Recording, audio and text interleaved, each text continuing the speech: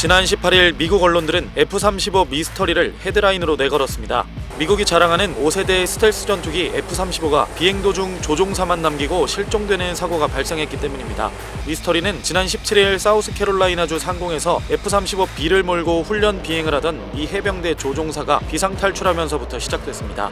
해당 전투기를 운용해온 찰스턴 기지 대변인은 탈출한 조종사가 무사하다고 밝혔지만 고장인지 아니면 다른 이유인지 그 원인을 알 수 없는 상황에서 비상 탈출했고 전투기의 행방은 찾을 수 없다고 밝혔습니다.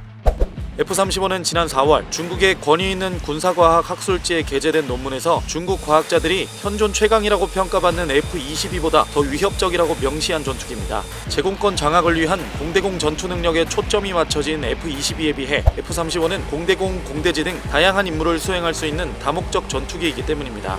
최근에 개발된 만큼 F-35의 스텔스 기능과 각종 센서, 전자전 장비 등이 F-22보다 더 뛰어난 걸로 알려져 있습니다. 한 대당 가격이 1,000억 원을 넘어가는 최첨단 스텔스기가 실종되자 현지에선 많은 추측이 쏟아졌습니다. 사고 당시 실종된 전투기가 자동 조종 모드로 비행 중이었기 때문에 조종사 없이 어딘가에서 계속 비행하고 있을지도 모른다는 주장이 나왔습니다. F-35의 최대 항속거리는 1660km, 전투행동 반경은 830km에 달하기 때문에 불가능하지는 않은 시나리오였죠.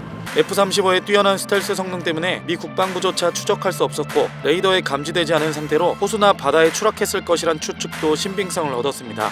미군은 전투기가 사라진 곳에서 약 50km 떨어진 멀트리 호수와 사우스캐롤라이나주에서 가장 큰 호수인 메리언 호수 주변 지역을 중심으로 수색 작업을 벌였습니다.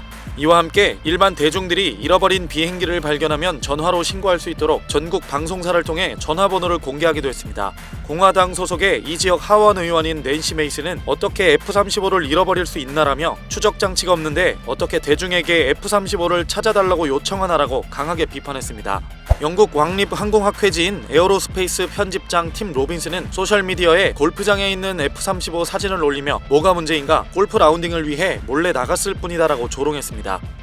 결국 사고 발생 24시간을 넘겨 잔해가 발견됐습니다. 찰스턴 기지는 성명을 통해 기지에서 북동쪽으로 2시간 거리에 있는 윌리엄스버그 카운티에서 실종된 F-35B의 잔해를 발견했다고 밝혔습니다. 미스터리는 끝났지만 F-35의 신뢰도에는 큰 금이 갔습니다. 이번에 사고가 난 F-35는 기존 F-35A를 수직 이착륙이 가능한 형태로 개량해 미 해병대에서 공중 강습과 함재기 용도로 사용하고 있는데요. 불과 9개월 전인 지난해 12월엔 미국 텍사스주 포트워스 기지에서 수직 이륙하던 F-35가 추락했고 그보다 1년 전인 2021년에도 영국 공군의 F-35B가 항모에서 이륙하던 도중 지중해로 추락하는 사고가 있었죠.